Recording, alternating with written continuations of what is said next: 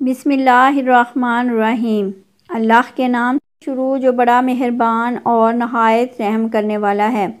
ناظرین محترم، دنیا دارالعمل اور آخرت دارالجزا ہے، تو مومنوں کو بدلہ جنت اور کافروں کو جہنم کی صورت میں ملے گا۔ تو جب جنت طیب اور اچھی چیز ہے تو اس میں داخل بھی وہی ہوگا جو کہ اچھا اور طیب ہوگا، اور پھر اللہ تعالیٰ طیب اور پاک صاف ہے تو وہ قبول بھی طیب اور پاک صاف چیز ہی کرتا ہے۔ اس لیے اللہ تعالیٰ کا اپنے بندوں میں یہ طریقہ رائج ہے کہ وہ اپنے بندوں کو آزمانے کے لیے مصائب اور فتنہ میں ڈالتا ہے، تاکہ یہ پتہ چل سکے کہ مومن کون اور کافر کون ہے، اور جھوٹے اور سچے کے درمیان تمیز ہو سکے۔ جیسا کہ اللہ تعالیٰ کا فرمان ہے، کیا لوگوں نے یہ گمان کر رکھا ہے کہ ان کے صرف اس دعوے پر کہ ہم ایمان لائے ہیں، ہم انہیں بغیر آزمائے ہوئے ہی چھوڑ دیں گے؟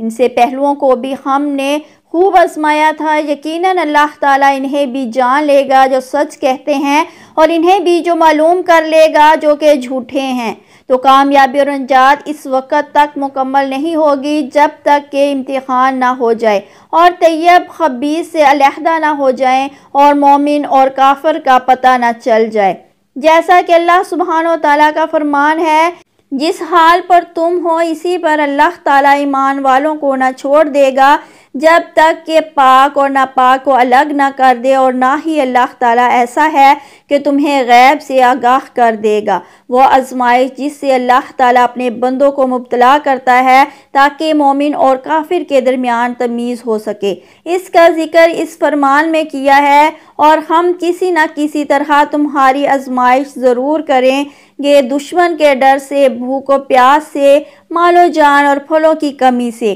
اور ان پر صبر کرنے والوں کو خوشخبری دے دیجئے۔ جنہیں کوئی مصیبت آتی ہے تو کہہ دیا کرتے ہیں کہ ہم تو خود اللہ تعالیٰ کی ملکیت اور اسی کی طرف لوٹنے والے ہیں، ان پر ان کے رب کی رحمتیں اور نوازشیں ہیں، اور یہی لوگ ہدایت یافتہ ہیں۔ تو اللہ تعالیٰ بندوں کو آزمائش میں مبتلا کرتا اور صبر کرنے والوں سے محبت کرتا اور انہیں جنت کی خوشخبری دے رہا ہے، اور ایسے ہی اللہ تعالیٰ اپنے بندوں کو جہاد کے ساتھ بھی آزماتا ہے۔ فرمانے باری تعالیٰ ہے، کیا تم یہ سمجھ بیٹھے ہو کہ تم جنت میں چلے جاؤ گے، حالانکہ ابھی تک اللہ تعالیٰ نے یہ ظاہر نہیں کیا کہ تم میں سے جہاد کرنے والے کون ہیں اور صبر کرنے والے کون ہیں۔ اور اسی طرح مال و اولاد بھی فتنہ ہے جس میں اللہ تعالیٰ اپنے بندوں کو مبتلا کرتا ہے تاکہ یہ معلوم کر لے کہ کون شکر کرتا ہے، کون ناشکری کرتے ہوئے ان میں مشغول رہتا ہے۔ فرمان ربانی ہے، اور تم اس بات کو جان لو کہ تمہارے مال اور تمہاری اولادیں ایک امتحان کی چیز ہے،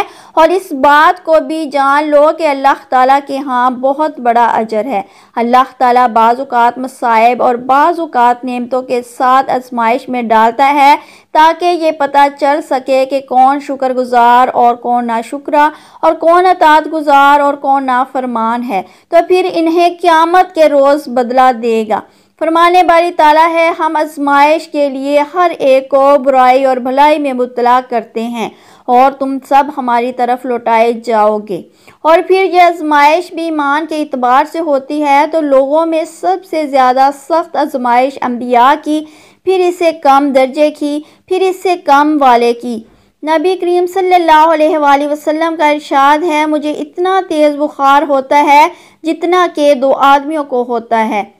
اللہ تعالیٰ اپنے بندے کو کئی قسم کی آزمائش میں ڈالتا ہے، بعض اوقات تو انہیں مصائب و آلام اور فتنے میں ڈال کر امتحان لیتا ہے تاکہ مومن اور کافر اور اطاعت گزار اور نافرمان اور شکر گزار اور ناشکرے کا پتہ چل سکے۔ اور بعض اوقات جب اس کے بندے نافرمانی کرتے ہیں تو وہ اپنے بندوں کو مصائب میں مبتلا کر کے انہیں سکھاتا ہے تاکہ وہ اس نافرمانی سے باز آ جائیں۔ جیسا کہ فرمانے باری تعالیٰ ہے، تمہیں جو کچھ بھی مصیبتیں آتی ہیں وہ تمہارے اپنے ہاتھوں کے کرتوت کا بدلہ ہے، اور وہ تو سب باتوں سے درگزر فرما دیتا ہے۔ اللہ تعالیٰ کا فرمان ہے، اور ہم نے انہیں عذاب میں بھی پکڑا، تاہم یہ لوگ نہ اپنے رب کے سامنے جھکے اور نہ ہی انہوں نے عاجزی اختیار کی۔ اللہ تعالیٰ اپنے بندوں پر بہت زیادہ رحیم ہے اور امت پر بار بار آزمائش لاتا ہے تاکہ وہ واپس لوٹ آئے اور گناہوں سے توبہ کر کے اللہ تعالیٰ کی حرام کردہ چیزوں کو ترک کر دے تاکہ اللہ تعالیٰ انہیں بخش دے۔ ارشاد باری تعالیٰ ہے، اور کیا ان کو یہ دکھائی نہیں دیتا کہ یہ لوگ ہر سال 1 یا 2 بار کسی نہ کسی آفت میں پھنسے رہتے ہیں، پھر بھی نہ توبہ کرتے اور نہ ہی نصیحت قبول کرتے ہیں، اور اللہ تعالیٰ کی رحمت ہے کہ وہ گناہوں کی سزا دنیا میں ہی دیتا ہے کہ ہو سکتا ہے کہ لوگ تزکیہ نفس کر لیں اور موت سے پہلے پہلے اللہ کی طرف رجوع کر لیں، اور یقیناً ہم انہیں قریب کے اور چھوٹے عذاب کے علاوہ چکھائیں گے تاکہ وہ لوٹ آئیں۔ بعض اوقات اللہ تعالیٰ اپنے بندوں کو مصائب میں اس لیے مبتلا کرتا ہے کہ ان کے درجات بلند کرے اور ان کی برائیاں ختم کرے، جیسا کہ فرمان نبی صلی اللہ علیہ وآلہ وسلم ہے، کسی بھی مسلمان کو کوئی تکلیف اور بیماری، غم اور پریشانی و افسوس، حتیٰ کہ اگر کوئی کانٹا بھی چبھتا ہے تو اس کی بنا پر اللہ تعالیٰ اس کے گناہوں کو معاف کر دیتا ہے۔ ناظرین محترم، یاد رکھو، جب اللہ تعالیٰ کی مدد آنے والی ہوتی ہے تو یہ 2 نشانیاں بھی اچانک ظاہر ہونے لگتی ہیں۔ یقیناً تمہارا یہ تھکا ہوا دل اللہ کی مدد کا منتظر ہوگا کہ کوئی ایسا اشارہ تمہیں ظاہر ہو جو تمہارے اس دل کو مطمئن کر دے کہ تمہاری زندگی کے راستے بھی ہموار ہونے والے ہیں۔ تو سنو، اللہ تعالیٰ فرماتا ہے، تمہارا رب چاہتا ہے کہ تمہارے ساتھ آسانی کا معاملہ کرے اور تم ان لوگوں کی باتوں کا غم نہ کیا کرو، کیونکہ تمام تر غلبہ اللہ کا ہے اور اس پر ہر ایک چیز عیاں ہے، جو کچھ گزر چکا ہے اور جو کچھ موجودہ چل رہا ہے اور جو کچھ آنے والا ہے، وہ سب اس پر روشن ہے۔ اگر تمہاری زندگی کے چند اوراق خراب ہو گئے ہیں اور تم ڈپریشن کی طرف جا رہے ہو، بے سکون ہونے لگے ہو، تو جان رکھو کہ کچھ اوراق خراب ہونے کا مطلب ہرگز یہ نہیں کہ پوری کہانی خراب ہو گئی ہے۔ اللہ تعالیٰ فرماتا ہے کہ تمہیں تمہارے حال پر چھوڑ نہیں دیا گیا، اور مومن کا اعتماد اسباب دنیا پر نہیں بلکہ اللہ پر ہونا چاہیے، اور بظاہر ماحول میں سازگاری کے آثار نظر نہ آتے ہوں تب بھی اپنے رب پر پورا بھروسہ رکھو۔ وہ جب چاہے جہاں سے چاہے وقت پلٹ دے، حالات بدل دے، اور جان رکھو تمہارے رب کے لیے یہ کوئی بڑا کام نہیں۔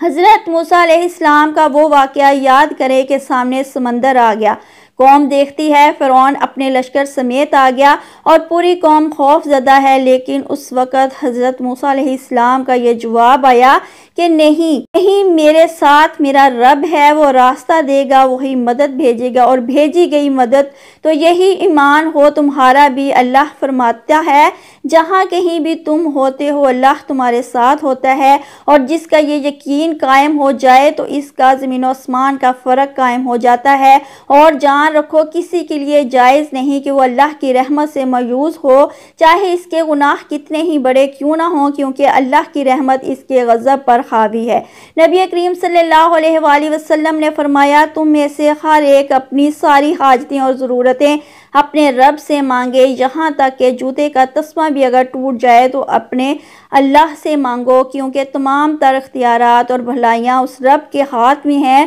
جس کی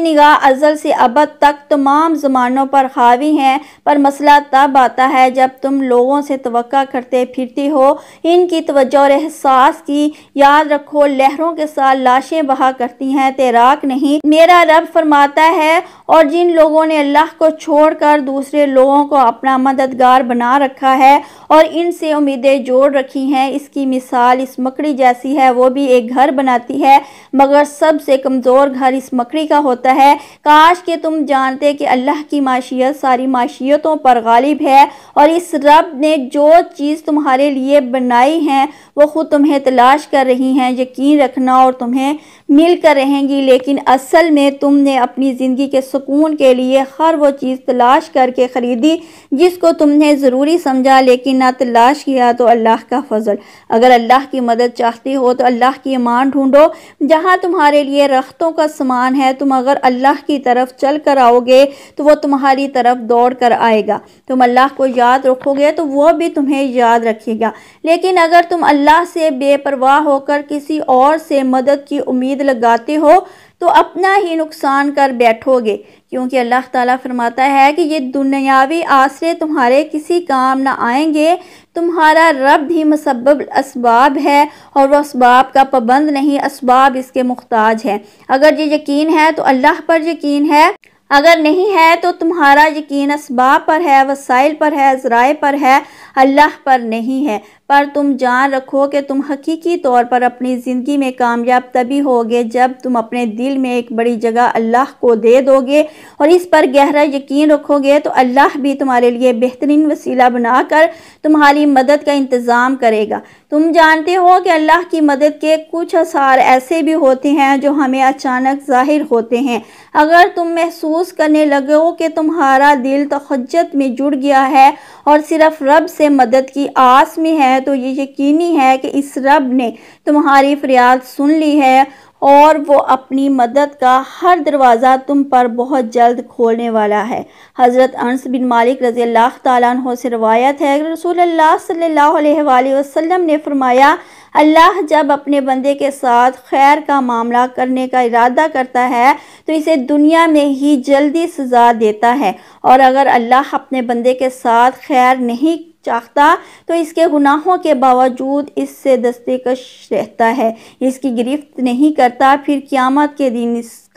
اسے بدلہ دیتا ہے۔ ایمان والوں کا معاملہ بھی عجیب ہے، اس کا پورا معاملہ خیر ہی خیر ہے۔ یہ صرف ایمان والوں کی بات ہے، اگر اسے خوشی و مسرت حاصل ہوتی ہے اور وہ اس پر اللہ کا شکر بجا لاتا ہے تو یہ اس کے لیے خیر ہے، اور اگر اسے کوئی تکلیف و مصیبت پہنچتی اور وہ اس پر صبر کرتا ہے تو یہ بھی اس کے لیے خیر و بہتر ہے۔ غم و اندوہ، حزن و ملال، رنج و تکلیف ایک چیلنج ہے جس کا ہمیں سامنا ہوتا ہے، ہماری انرجی کو ضائع کرتا اور ہمارے اندر تحریک پیدا کرتا ہے۔ ہمارے لیے ضروری ہے کہ ہم ان چیلنجوں کا سامنا کریں، مایوسی یا غم کا شکار نہ ہوں، وساوس اور منفی خیالات کو در آنے کا موقع نہ دیں، بلکہ حوصلہ کے ساتھ ان حالات کا مقابلہ کریں اور اللہ سے خیر کی امید رکھیں اور اللہ کو یاد کرتے رہیں۔ خود اللہ تعالیٰ نے فرمایا ہے، اللہ کے ذکر سے دل کو اطمینان و سکون حاصل ہوتا ہے۔ ہمیں یاد رکھنا چاہیے کہ اس دنیا میں کوئی انسان ایسا نہیں جو کسی نہ کسی آزمائش میں مبتلا نہ ہو، ہر کوئی کسی نہ کسی آزمائش میں ضرور رہتا ہے، اگرچہ اس کی نوعیت الگ الگ ہوتی ہے۔ اللہ تعالیٰ کا ارشاد ہے، یقیناً ہم تمہارا امتحان لیں گے تاکہ تم نے جدوجہد کرنے والوں اور صبر کرنے والوں کو ظاہر کر دیں اور ہم تمہاری حالتوں کی بھی جانچ کر لیں۔ اللہ پاک ہمیں ہر آزمائش میں صبر و شکر کرنے والا بنائے اور دنیا و آخرت کے ہر امتحان میں کامیابی عطا فرمائے، آمین یا رب العالمین۔